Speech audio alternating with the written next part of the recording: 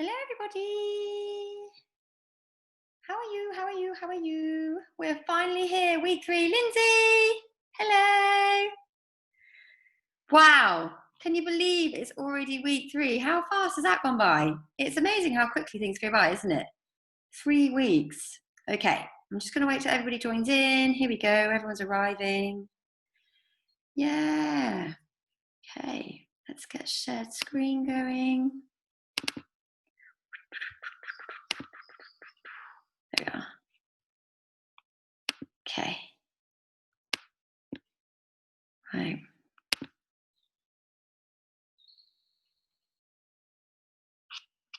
Fab. Can you guys all see the screen okay? Just pop in your little Q&A box there if you can see everything. Just make sure you can see me, hear me, and see the slides. Are we all good? All good to go? Yes. Amazing, amazing, amazing, amazing. Everybody's ready. Cool. It's been fun, hasn't it? It's been nice chatting to you every week. Can't believe it's the final week. But I think we're all here. And I think we'll crack on, guys, because it's just gone 6. Just make sure you're unmuted. Is everybody on mute there? Yeah. He's not muted. Let me just unmute. Let me just mute you. Okay. Right. Fab. So, what are we covering today, everyone? So it's week 3. Big thank you, just before we start, to everybody who's donated. We're nearly at our target. We're not quite there. And I know some of you are still yet to make a donation. So I'm going to keep sending the link. After today, I'm going to send you the recording with the slides and the video. And yeah, hopefully by the end of the week, we'll make our donation. But we're nearly there. Thank you so much. It's been brilliant. And the Royal Voluntary Service actually rang me and they were just blown away by the support. So thank you, everybody. So this is what we're going to be covering this evening. Oh, sorry, where are we going? Make sure that everybody's there. So today we're going to be covering the role of supplements. I'm going to talk to you all about the laboratory tests that I use because they're so brilliant. I'm going to talk to you about how to balance your hormones. And then we'll talk a little bit about intermittent fasting and how it works, why it works, and who it's for and who it's not for. And then I'm going to try and take a little bit more time at the end of today to take all your questions because I know a lot of you are really keen to ask lots of questions. So, role of supplements. Who is taking supplements at the moment? Pop a yes in your little chat box. Who takes supplements? And just pop in what you're taking. I want to know what you're taking. Yes. No. Oh, some of you aren't taking anything. Okay. Omegas. Yeah. What else? What are you taking? When you remember. Vitamin D, omega-3, iron, evening primrose, CoQ10, loads for fertility. Yeah. Yeah, B12, D and iron, magnesium, VT, ashwagandha. Cool, loads. Magnesium. Yeah. Multi-probiotic, loads of you. Okay, cool. So look, the question is, do we need do we need supplements? And in my experience, I find that most often we do. And that is because, most people don't actually get a healthy diet and they don't get all the vitamins and minerals that they need from their diet. And in theory, you're supposed to get everything, all the nutrients from your diet, and supplements are to supplement their diet, and they are. But they do play a really important role. And in my experience, I find that supplementation alongside a healthy diet can be really, really effective. And that is because, in this day and age, people don't get enough fruits and vegetables in. And, the world that we live in, it's crazy, right? We're so overworked, so overwhelmed. There's a lot of stress going on, and stress is a huge robber of vitamins and minerals. So poor diet, stress, certain foods, some medications, they can actually block the absorption of nutrients, which is why it can be really, supplementation can be really, really effective. And, in my experience, when I run tests on people and I find and identify nutrient deficiencies, accurate supplementation can have a profound effect on the human body, especially when it's really deficient. So, for example, when you've been diagnosed with iron deficiency anemia, it's very difficult for you to get to bump up your iron levels to normal levels again just by eating it in the diet, especially if you've got restrictions like you're a vegan or something like that. So this is where supplementation can become very effective. Same with B12. When you're very low in B12, you feel really tired, really fatigued, and I find a lot of vegans are very low in B12 and they have all these symptoms. And when you go to the GP and you inject it or you supplement it, it gets increased very, very quickly. So there are some cases where supplementation is needed. But the idea is you are supposed to get vitamins and minerals from your diet, but it is to supplement what you're eating. But I do find that in this day and age, we actually do need more supplements than we think. So that's that. And certainly now we definitely need to up our vitamin D levels and vitamin C levels because of the virus that's going around. So that's my little shebang on supplements. Now there's two different sources of supplements when they're put together. So the first, where they come from, the first source is a natural source. So this is like from when they're extracted from fruits, from vegetables, from animal sources, and from mineral sources. And typically they'll undergo like a processing and a refining process before they're put into a bottle. So a good example of this is like vitamin D from fish liver oil, right? Or vitamin E from vegetable oils. And these types of supplementation, they're much more matched like the ones that we find in our body. So they're natural sources, and the bioavailability, which means the absorption rate, because they're more natural, is actually better. And so they're administered in the body more effectively, which is why it's always better to go and get a natural source. And then you've got the synthetic source, which is much more manufactured and man-made in a lab. And this can be the chemical structure of these synthetic vitamins and minerals is meant to be identical to the natural source, but it can be a little bit different. And so sometimes these synthetic nutrients, they don't always appear to be delivered as effectively as natural sources. So I always go for natural sources of vitamins and minerals when I'm choosing and buying. So just as a rule of thumb, when you're buying your supplements, you really do get what you pay for, I'm afraid. So if you're going to Holland and Barrett and the supermarket like Tesco and Sainsbury's, these high street brands, they really just care more about the money, and they don't necessarily care so much about your health. That's not the first foot that they put forward. So make sure that you're buying from a reputable brand, and I've got a whole bunch of brands that I'm going to recommend to you, but also from a reputable like housing company, like kind of like, what am I trying to say here? Like high street store. So for example, Whole Foods, right? Planet Organic and Revital. Now these companies, they care more about your health, and they position themselves where health is trumps more than anything else. So, if it is about the quality of your supplements, when you're buying supplements from Tesco, Holland and Barrett, and, the high street, and they're quite cheap. Typically, they've got a lot of fillers in there, which are very difficult to absorb. They're packed with fillers, which aren't that great. The dosage tends to be quite low, and the bioavailability, which means the absorption rate, is quite poor. So that's just, as a rule of thumb, you really do get what you pay for with supplements. Now, I've put down here some tips that you can take with you when you're buying supplements next time you go to the shop, or if you're buying them online. I've kind of what have I put down here? Like 9 things to look out for. And I'll just quickly whiz through them so that you can look at this in your own time. But I've just put down like the types of minerals that you want to avoid. Like for example, like last week when I said, you want to try to take vitamin C as a ascorbate rather than ascorbic acid, because ascorbate is better absorbed. For example, when you're buying vitamin E, make sure that you're going for the natural source rather than the synthetic version. And when you're buying vitamin D, for example, I think I said this last time, but make sure you're buying vitamin D3 and not vitamin D2, because vitamin D3 is the active version. So you want to make sure that you're taking something that's going to be active in the body rather than not doing anything. And then I just put some ratios when you're buying fish oils, so EPA, DHA.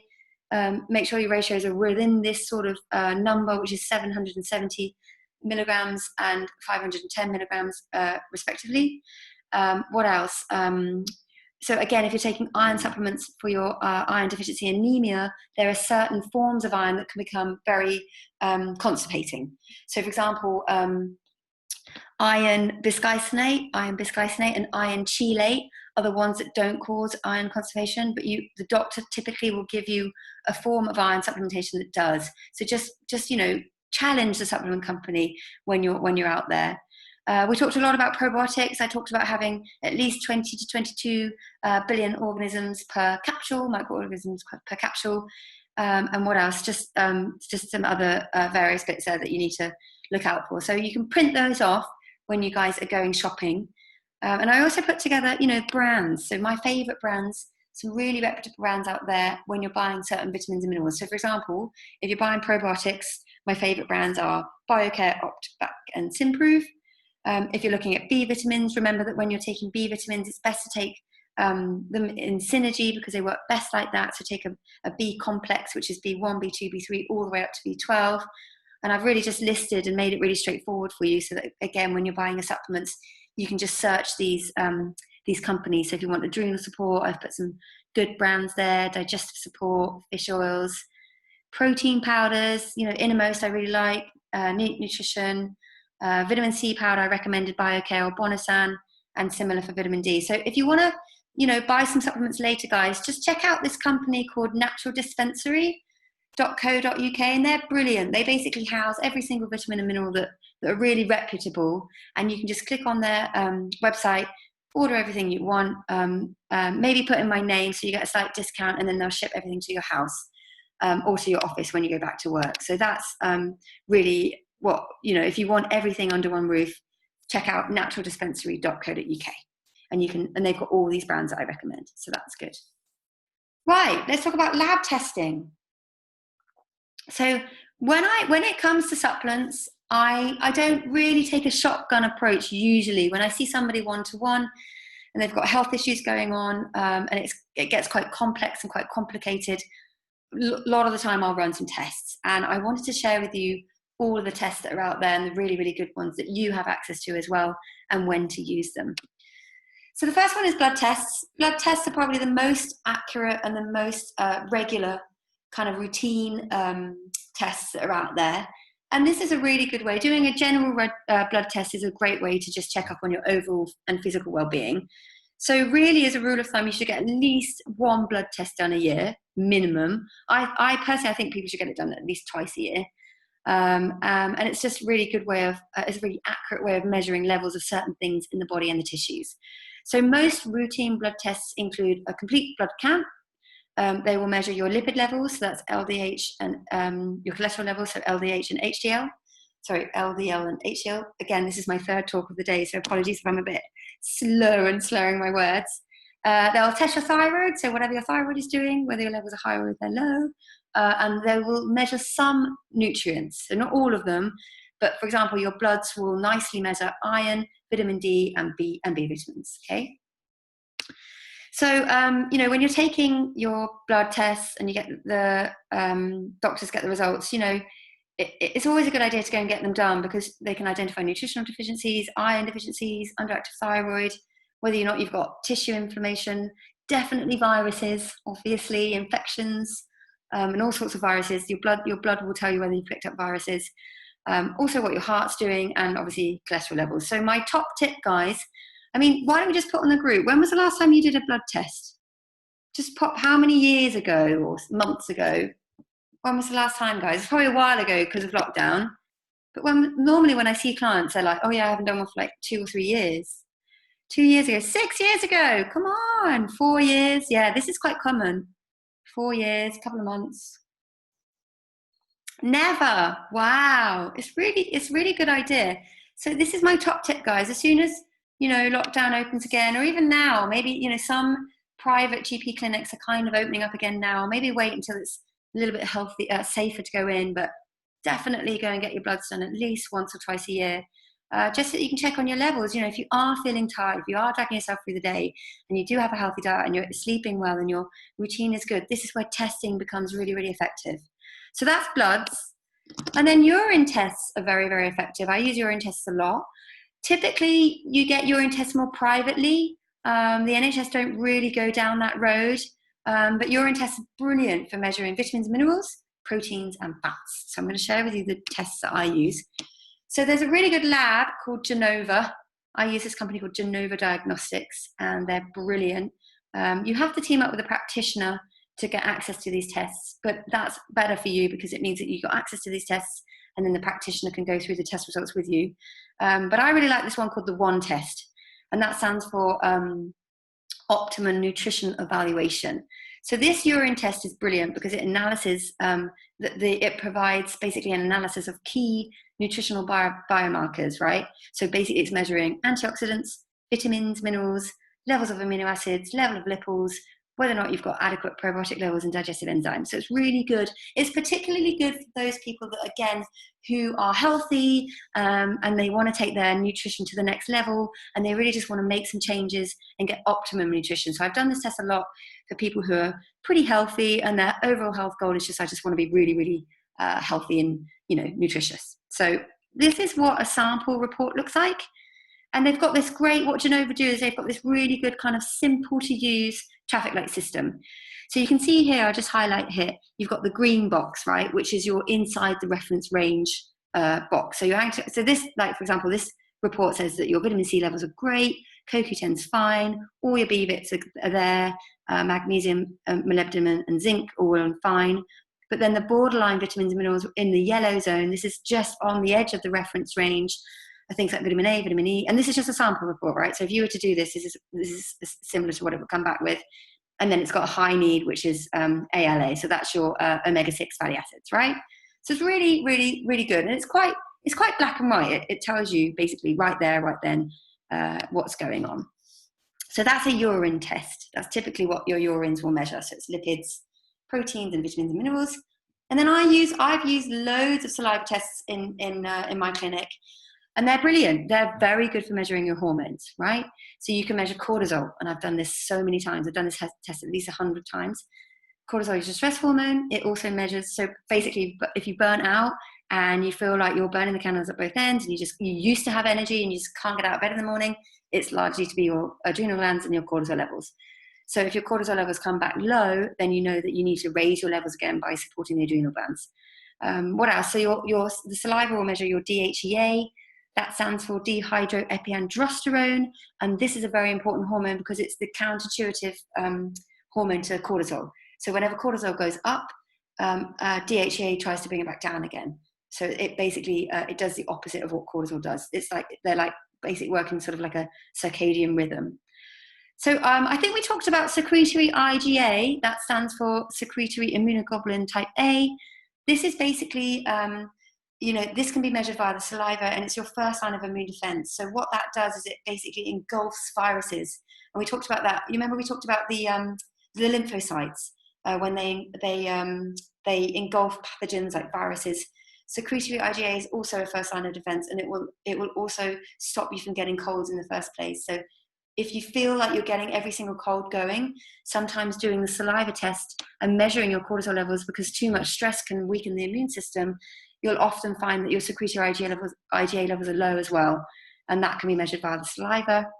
And then really brilliant, again, guys, if you feel like your hormones are all over the place, you've got weight issues, you've got acne, because acne is typically too much testosterone.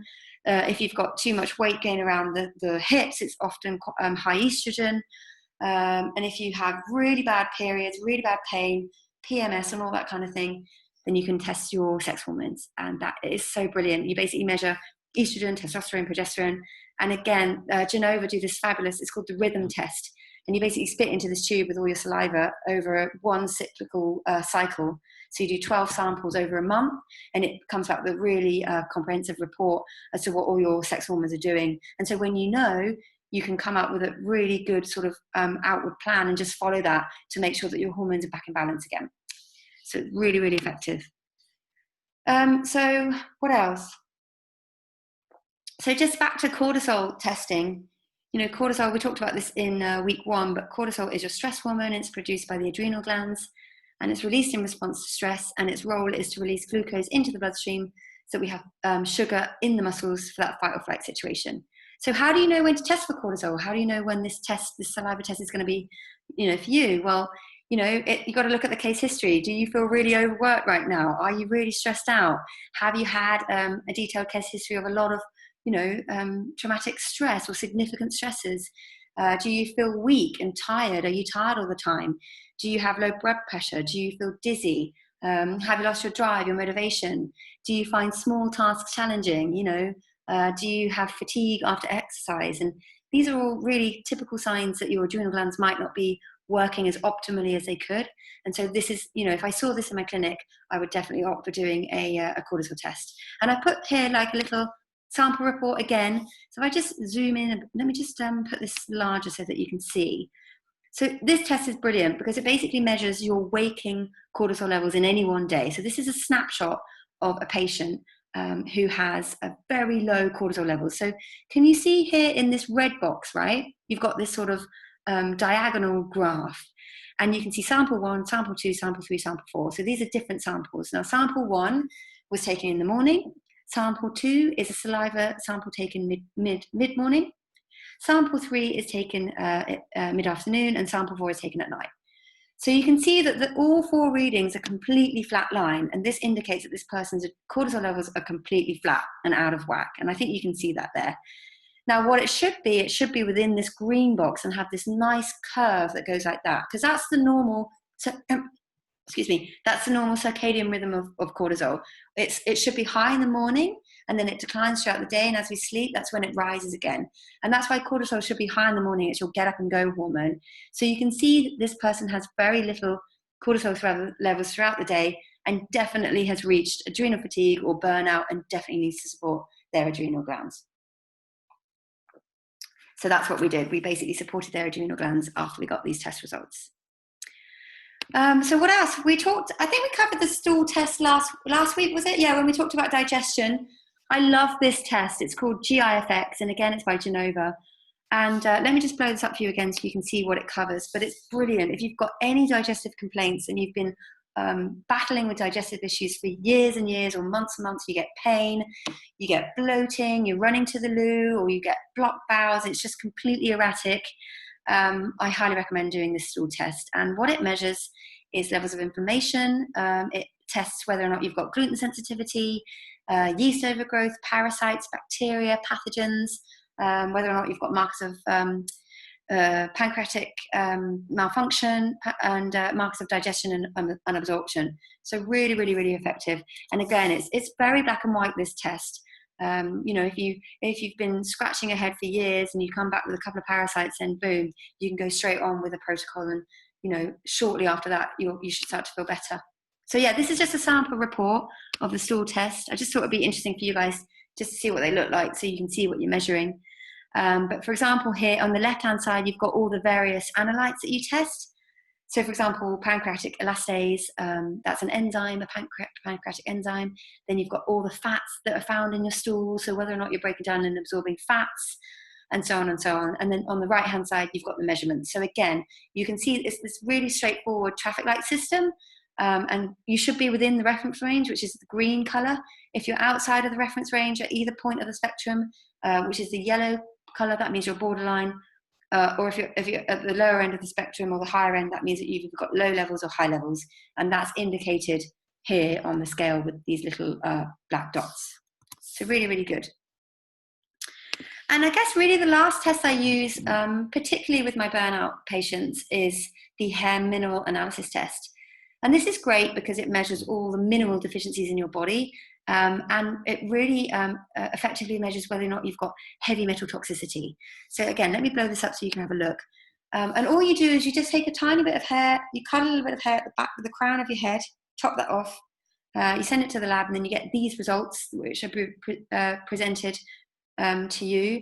And you get, basically on the left-hand side, you get these nutritional elements. So you can see here where the gray figures are, and you can see that copper is very, very high on this person, because the gray reference is outside of the reference range, is what I'm trying to say. And then again here, you've got very high levels of arsenic in this pink box, which is your toxic element. And this person felt extremely fatigued, they had no energy, they had headaches. So what we did was we basically detoxified the liver. I put them on a detoxification plan. What we did was we got rid of the arsenic, we got rid of the copper, and they had much less headaches and felt much more energized and that kind of thing. So I will do this test when a lot of tests have been done, the blood tests have been done. Maybe you're sort of shooting in the dark and the diet's quite good. It's just, you know, tests are really good for that, getting to that like being like a health detective and getting to the bottom of what's going on. And it's a really good idea to go to your doctor first, run those tests with them, get a professional opinion, and then you can work with a health practitioner alongside your GP to get to the bottom of what's going on, the root cause. This is what functional medicine is. It's getting to the bottom of the problem by using tests and then using food and natural supplements to get you feeling better again.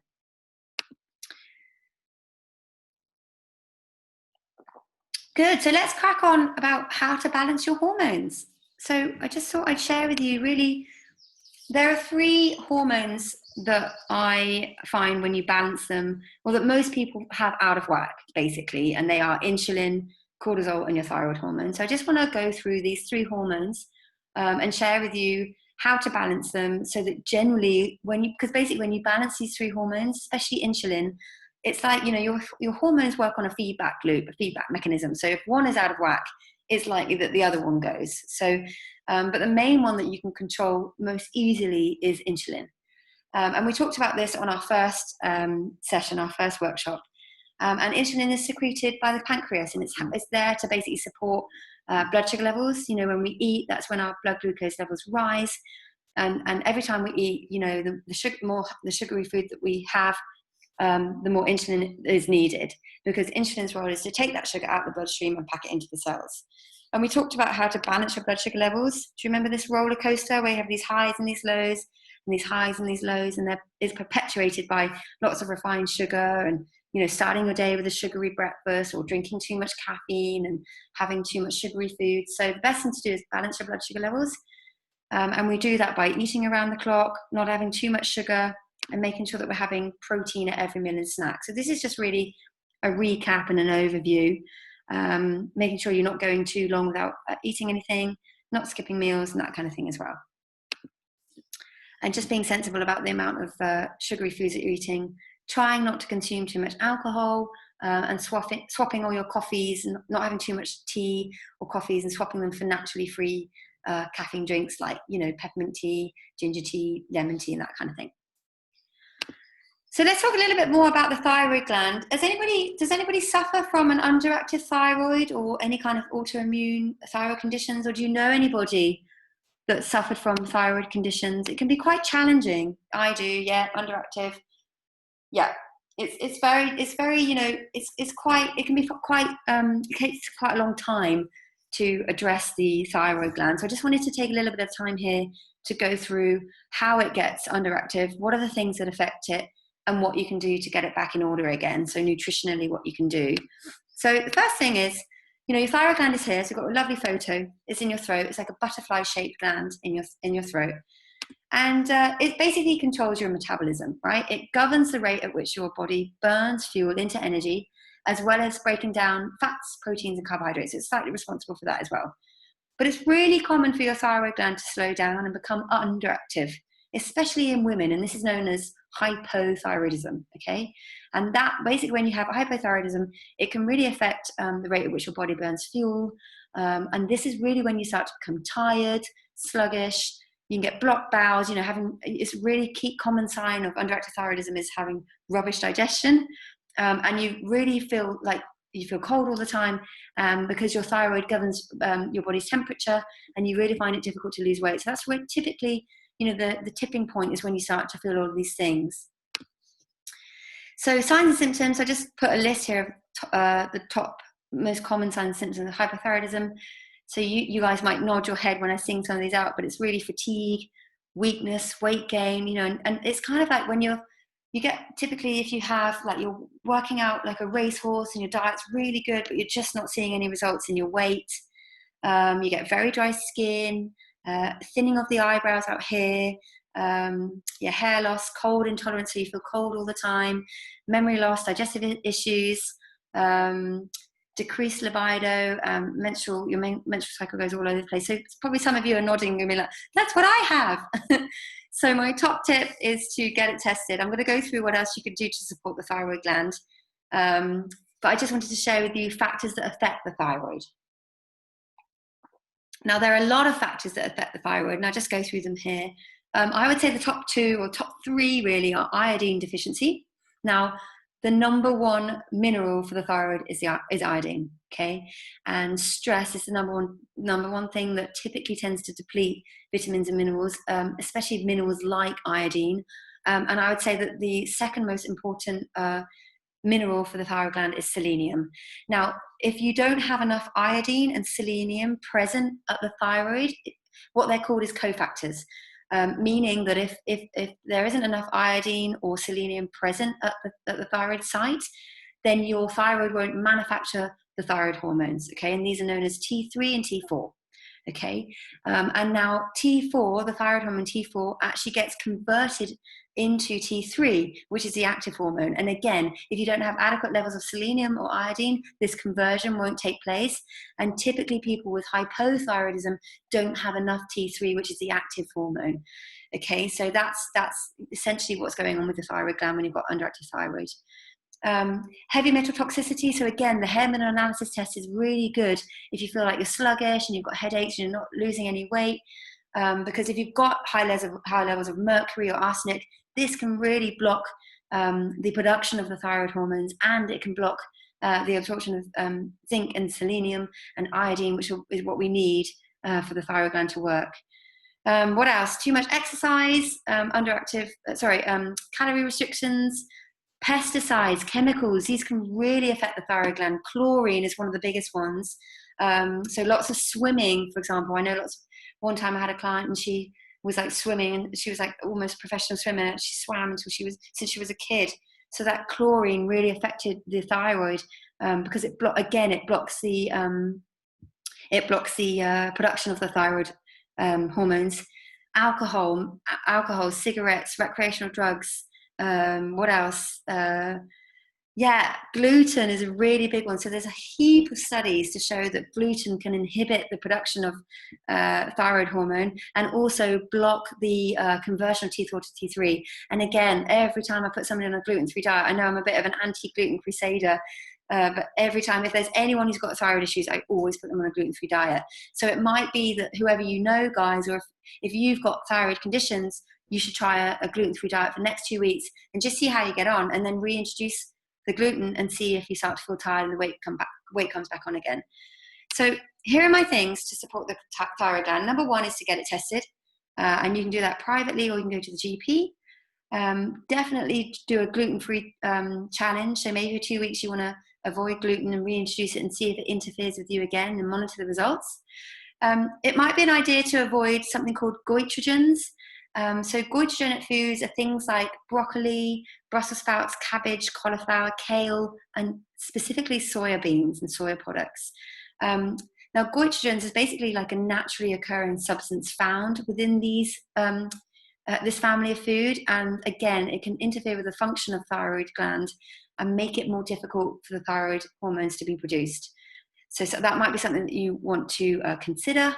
And then definitely take considerable amounts of iodine and selenium, because these are the two micro nutrients that the thyroid gland is dependent on. So these are cofactors.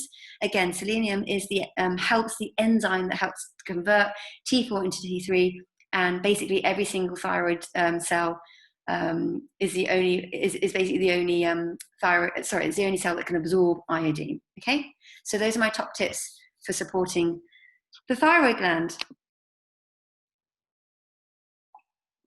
So then we've got cortisol, which is another hormone that can be out of whack. And, typically if you've got another reason why, what cortisol does is if you've got fat around the middle and you've just starting to get like this stubborn weight around the middle that doesn't go away, and you exercise loads, and if you look back at your case history and you think about the significant stresses you've had, are you feeling dizzy? Do you have weight gain around the middle? Have you had significant stresses in your past? It could be that cortisol is directing the weight to go around the middle. Does anybody know why? Why is it that cortisol directs weight and fat to be stored around the middle? Who knows why? Let's just do a little Q&A here. Anybody know why? Any guesses? Why does the cortisol direct weight around the middle? No? Any guesses? I'll tell you, it's because this weight is around your liver. It's next door to the liver. So every time you have a stressful situation, over time, cortisol goes, oh, quick, I better store some fat, right? And store it next to the liver so that liver's got that can grab that fat and convert it into glucose, okay? So when you've got fat lying next to the liver, it can quickly grab it and convert it into glucose so that next time you have a stressful situation, you've got physical energy that can be sent to the bloodstream and to the organs and to the muscles so you can deal with that stressor. So it's a protective mechanism. That cortisol is telling the fat to go around the middle to protect you from another stress response going on in the future. So we talked about the stress response last week, in the first week, sorry, and we talked about the different stages of stress. And I wanted you guys to identify where you are. You've got the alarm stage, the resistance stage, and the exhaustion stage. And typically people are in that middle stage. And I call it the burnout barometer, you know, where you've got the first stage, you're feeling a bit stressed, and you go home and everything's okay. And then you've got the resistance stage where you have one stress that doesn't go away, and then you have another one, and they build and they build and they build. And your adrenal glands are really working hard to deal with all those stresses. And you start to feel a bit irritated, you know, you can't sleep, you get a bit anxious. And then you've got the real burnout stage where it's where I was, and you really know about it. Like, you're a shadow of your former self.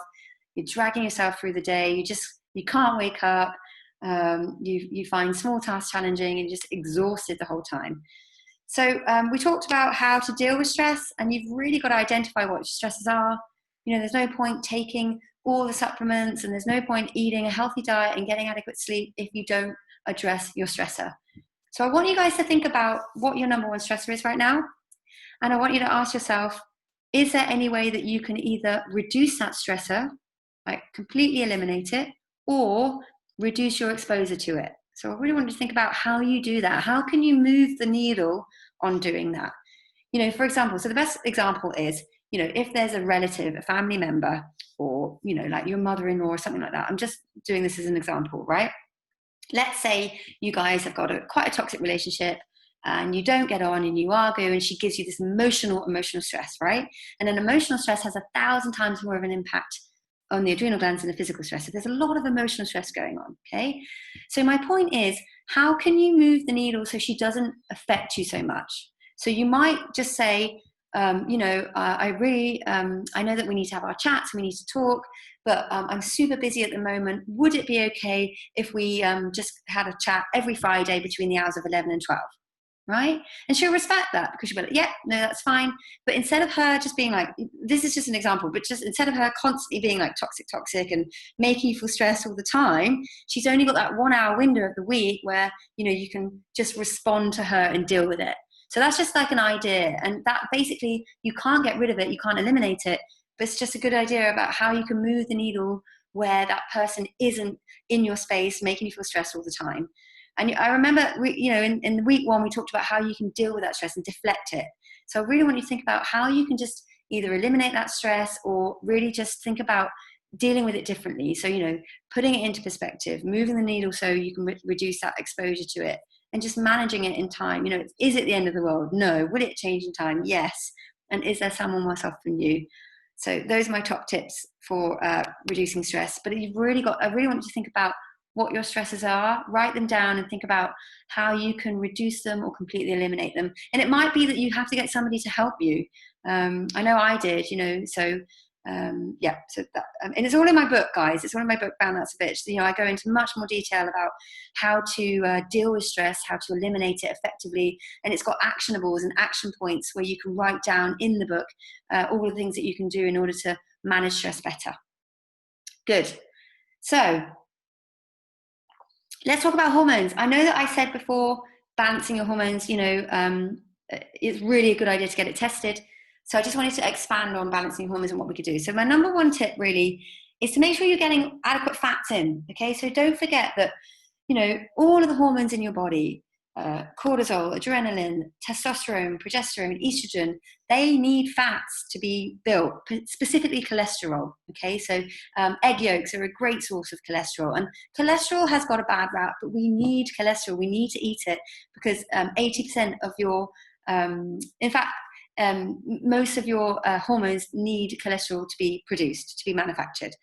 So eat more healthy fats. That's things like omega-3, 6, and 9. Okay, so that's things like oily fish, tuna, mackerel, salmon, what else? Avocados, chicken, fish, eggs. So making sure that you're eating essential fatty acids every single day. Remember, they're called essential fatty acids because your body doesn't make them. That's why we have to ingest them. Same thing with the proteins. You know, all of these hormones, they need the building blocks like fats and proteins in order to be produced in the first place. My second tip to balance your hormones is to go organic. The amount of toxins we're exposed to on a daily basis is kind of frightening. So choose organic foods where you can. It's a great way to reduce your load.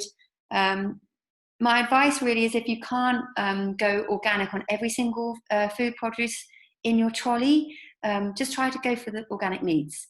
Because if you're not eating organic meats, then quite often in these huge farms, they pump the animals with growth hormone. And that's definitely something you don't want to be having in your body, because if you're ingesting another hormone, for example, or the hormones from another cow or a pig, it could drive your body out of whack with the hormones that you've got, if I hope that makes sense.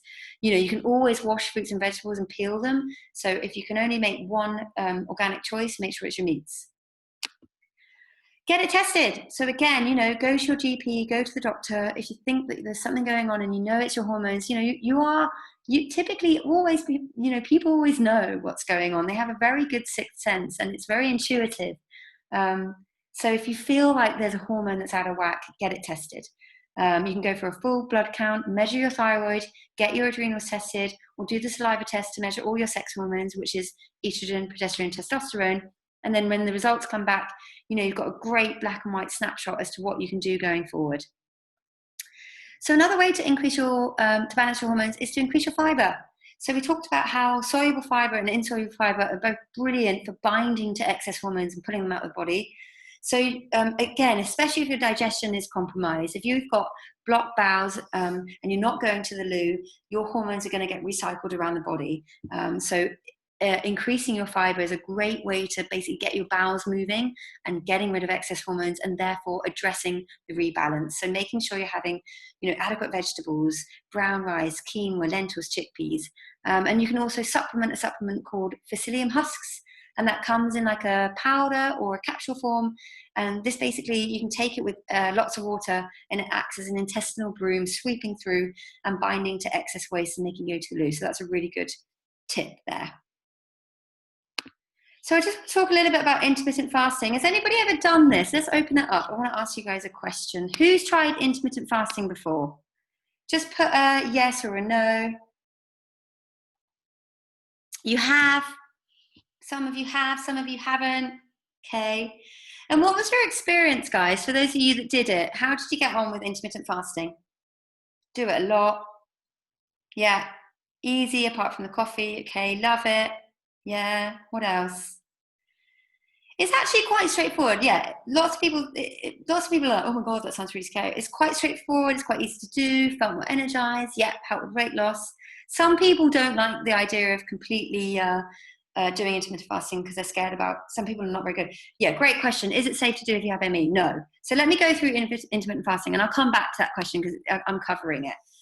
So what is intermittent fasting? Essentially, it's fasting for a period of time, usually over a 16-hour period with an eating window of about 8 hours. Okay, so for example, your last meal of the day might be 7 p.m. and you fast throughout the night when you're sleeping, and then your first meal of the day would probably extend to about 11 o'clock, right? So you've got a 16-hour window where you're fasting and not eating anything. So why do people do it? Why do people fast, and what are the health benefits? So predominantly it's used for weight loss. The main idea behind fasting is that it helps to cut calories, restrict food intake, and therefore you're losing weight. And during these fasting periods, your body targets stored fat and basically burns them for energy. And that's the method and the thinking behind intermittent fasting. So it kind of boosts your metabolism. It's a great way of giving your digestion a break if you've got digestive issues.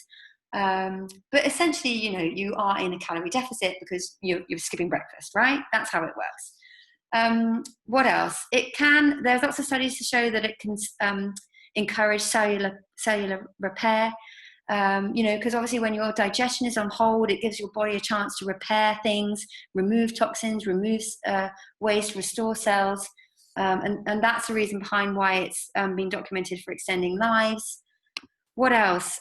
It's actually been, there's a study, I was doing some research to show that it has, is really good for improving mental clarity and concentration. And this is believed to be because fasting increases levels of BDNF, which stands for brain-derived neurotrophic factor. And that basically is a protein that encourages the growth of new neurons and synapses. So the bottom line is that it basically is active in areas of the brain that are vital to learning, storing your memory, and better thinking. So that's the reason behind intermittent fasting. And I have used it personally, and I think it's brilliant. It definitely works, particularly in terms of the weight loss. But my conclusion is this: it's definitely not for everybody, right? So good question earlier. It is not for people who have got chronic fatigue, ME, fibromyalgia, burnout. No, no, no, no, no. And that is because you're skipping meals. And when you're fasting and you're skipping meals, remember that your blood glucose drops. When your blood glucose gets too low and your blood sugar levels drop, it tells the adrenal glands to release hormones in the bloodstream and basically mount a stress response. And when you've got burnout, that is the last thing that you want to do. So my advice is not to do intermittent fasting when you've got underlying conditions such as those. But if you are, if you have a strong constituency, you don't have any underlying conditions, you're healthy and you want to take your health to the next level, and again, you want to achieve optimum nutrition and lose a little bit of weight, then intermittent fasting can be for you. And that's certainly how I've used it in my clinic. I definitely use it as a tool. So not all the time, or not on everybody, but it's a very effective tool. And again, it's not for everybody, and it's definitely not for people who've got eating disorders and a history of eating disorders, because it just encourages a form of fasting. So I hope that indicates it a little bit easier. And I've actually got kind of like a mini intermittent fasting plan that I can put on the notes and send out to you after I send this, when I record it and put the slides out there. So that's that. Let's do questions. Quickly, is there anything that you guys might change? I just want to know if you're going to make any changes, and then we'll go straight into questions. We've got a bit of time now. So what one thing might you change, guys, now that we've talked about these things? Any changes that you might do? Yes, definitely consider gluten-free. More protein, testing, brilliant. Which tests might you do? Reduce sugar intake, yeah, gluten-free, get some tests done. Get a blood test, testing, brilliant. Yeah, start taking supplements. Great idea. Okay, awesome. All right, guys, so let's do questions. Or before we do, somebody asked me about my book, where you can get it from. Yes, good question. So my book is called Burnout's a Bitch. It's basically the antidote to the modern world that we live in. It covers how I recovered from burnout, and it tells you everything you need to do to get back on your feet. It basically identifies why you're tired all the time and all the unexpected reasons you're tired all the time. And it tells you how to manage your mindset, how to manage stress, supplements to take, nutrients for energy, foods to eat, foods to avoid. And then it breaks into a 6-week recipe plan that are specifically designed to give you energy. And I've put so much, pour my heart and soul into it, and I can't wait for you guys to read it. So it's available on Amazon now. The link's in my bio on Instagram, so just head over to Instagram there, and you can get the book, and it's available. You can get it on pre-order. So let's do questions, guys. Let's jump on your little chat box, and I'll go through as many as we can. Right. How much do you spend monthly? My query is, how do you establish and prioritize? Because yeah, they are expensive. So I always do this whole prioritizing thing. Prioritize what you need and just go for the top 3. So is it that you've got bad digestion and you're in desperate need of probiotics? That might be my number 1. Or is it that you get a blood test done and it turns out you're deficient in iron? There you go, then you definitely need to take iron supplements. Or is it that all of a sudden you've gone vegan and you suddenly need to get protein powders? So I would just do like a mini case history on yourself. What are your needs? What are your priorities? What have you cut out? What are you not eating? What do you feel that you need? If you're not, maybe run some tests and then identify your top 3, and that's how you establish it. But I would, financially wise, you do get what you pay for. There's no point spending money on things like Holland & Barrett, save up a little bit and just get your top 3, and spend, whether it's just £20 a month, even £30 a month, on some decent supplements. Best CBD option for chronic pain, MG brand. Okay. Oh gosh, I was going to send you the name of the CBD brand that I was using. I started taking 500 milligrams per night, but it's obviously dose dependent depending on your weight. Let me put that in the email. Chronic pain, magnesium. Okay. BioCare, and Viridian. They do powdered magnesium. Get some powdered magnesium, put it in your smoothies. That's really good for pain. If you've got pain, if you've got fibromyalgia, the doctors actually they prescribe amitriptyline for pain. So if you've got pain, chronic pain, talk to your GP and talk to them about amitriptyline. This is basically an SSRI, which is a selective serotonin reuptake inhibitor, and that is given to people with depression, but they give it to people with pain, chronic pain. So talk to your GP about that. Best protein powder, it's on the slides, Innermost and Neat Nutrition. Let me put it down here. I've actually got a discount code for Innermost. I'll put it down there. Thanks, you're welcome. Best Psyllium Husk Solgar, it's on the slides. What else have we got? There's a big question here. Please recommend omega-3 D3 supplementation for vegans. My daughter is 14 and I'm concerned. Okay, omega-3, you want to get flaxseed oil. Which brand is good for that? Which brand? Terra Nova. They do some really good vegan fish oils. And Bonusan and BioCare. I'm just putting it in here. BioCare for vitamin D. It's all on the slides, guys. I'm going to send this to you. But one of the first slides I put down my favorite blends. What else have we got going up here? Can you recommend a course to train as a nutritionist? Yes. So ION, that stands for the Institute of Optimum Nutrition. That's where I trained. If you go on the website, www.ion.co.uk or something like that, I'll put it in the email. They have like a sort of 6 month to a year, I think it's 6 months. It's like a short course where you do little sessions like this, and you have like mini kind of, assessments.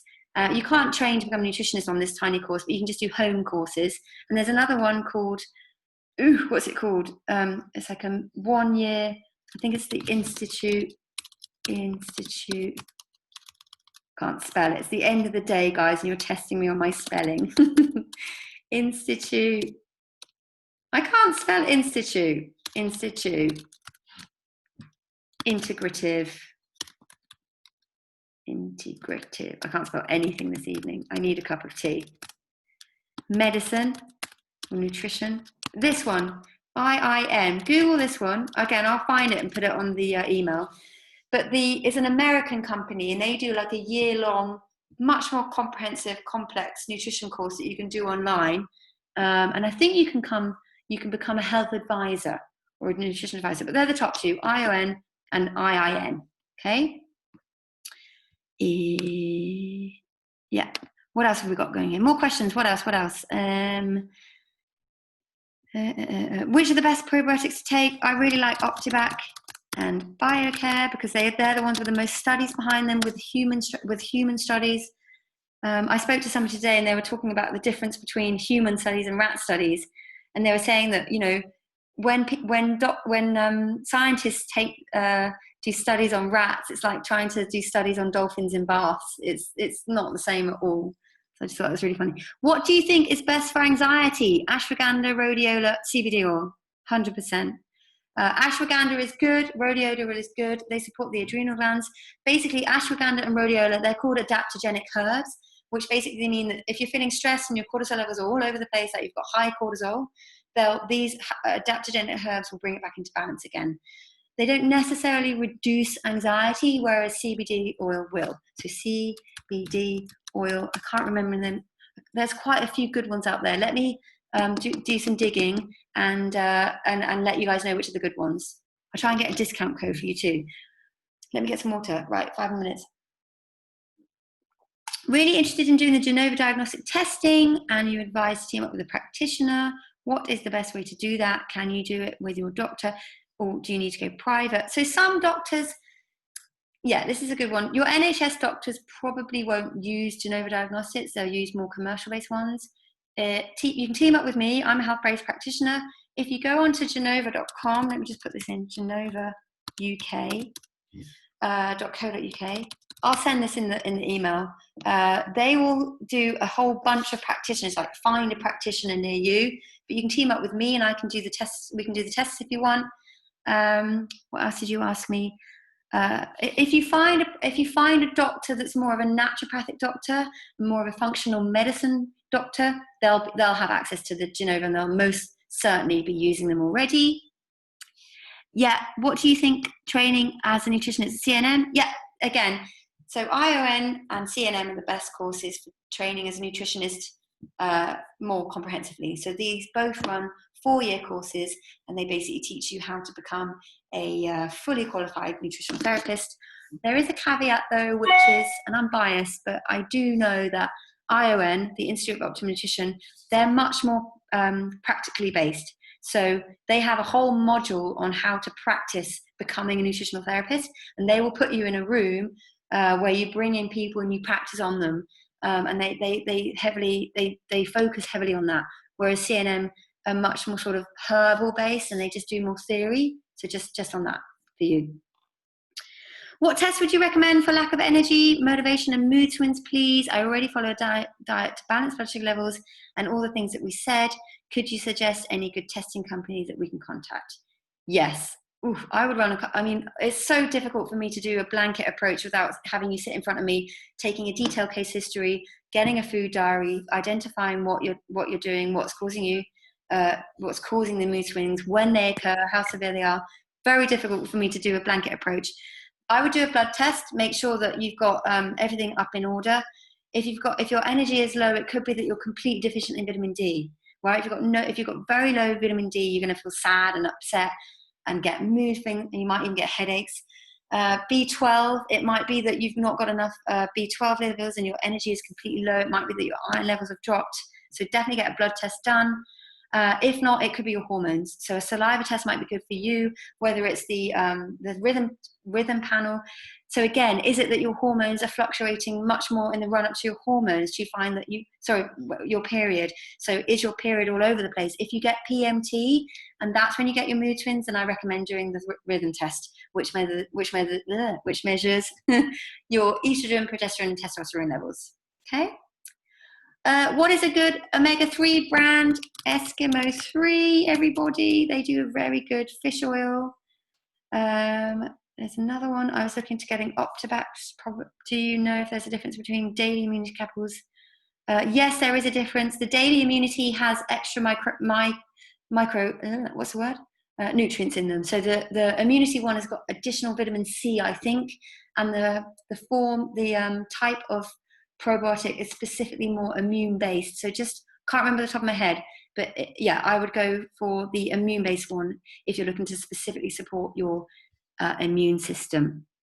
All right, let me do one more question, and then I'm gonna say goodbye and thank you and try to get more money from you guys so that we can get to our target.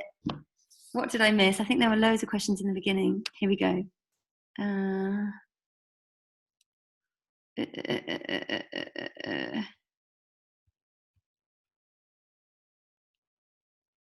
I've lost them. They were so far up. Hang on a sec. What's this? Probiotics. Can you take them for a long period of time? Yes, you can take probiotics indefinitely because they're super safe to take. And obviously you find them in the body. They're already in the body. I'm waiting until I'm stopped breastfeeding for hormone testing. Also, what supplements would you recommend postnatal? No, it depends what you're testing your hormones, what you want to test your hormones for. But no, you can take the hormone test whilst you're breastfeeding. I would say as long as you're past your pregnancy by about 2-3 months, to let you want to make sure that your hormones have got time to go back to normal again. And if you're still having symptoms, then get them tested. Postnatal, it's not really my area of expertise. If you're still breastfeeding, it's paramount that you take fish oils or some form of omega-3 because DHA is paramount for the development of the baby's brain. I would definitely take a multivitamin and mineral to cover all your bases, and definitely take some probiotics. These are my pre and postnatal recommendations. Okay, and what test would you recommend for memory loss? Oh, that's a good one. I would do a homocysteine test. So that's a blood test. And the marker that you want is homocysteine. And homocysteine is a protein that's raised when you're more likely to have the development of Alzheimer's and dementia. And that is usually triggered by homocysteine levels. So get that measured, and it's a blood test. Go to your GP ask them to measure homocysteine. Oh, I can't spell. Levels. There we go.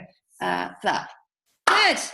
All right, boys and girls, I've loved speaking to you. I've decided to run more sessions like this because I've had so many of you reach out and love these sessions. And I've had so many positive comments and loads of really good testimonials already. So thank you so much. I think I'm going to call it like a nutrition series. I'll be putting it out on Instagram. Please don't forget to make a donation. We're nearly there. I really need you guys to give me a helping hand. I just put the link. Should I just copy? Can I copy and paste that? I just pop the link here in the message thing. But I'll be sending you everything that you need tomorrow. I promise you that I send you all of the tests, all of the slides, all of the supplements. Right, I'm gonna have a cup of tea. Over and out. Lots of love, guys. Thank you again. Connect on Instagram. If you've got any other questions, you can send me an email. Let me just put my email address down here so you've got it. Cool. Stay safe. Have a lovely evening. Over and out. Lots of love.